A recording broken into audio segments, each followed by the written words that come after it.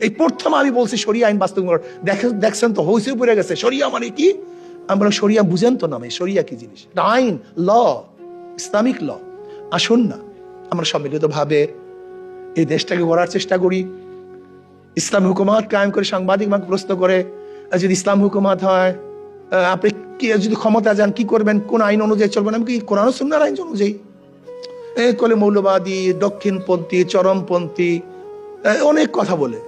আমি বললাম সেকুলারিজম বিজয় হলে আপনার মধ্যে প্রশ্ন থাকে না, কমিউনিজম বিজয় হলে আপনার মধ্যে প্রশ্ন আসে নাই, ডেমোক্রেসি বিজয় হলে আপনার মধ্যে প্রশ্ন আসে নাই, ইসলাম বিজয় আপনার মধ্যে এত প্রশ্ন আসে কেন?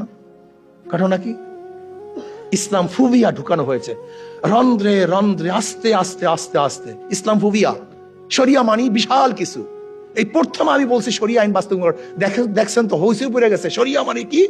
আমি বললাম শরিয়া বুঝেন তো না, শরিয়া কি জিনিস, আইন, ল, ইসলামিক ল। যাই হোক কথা আর বলবো না, আপনারা ফেড আপ হয়ে যাবেন।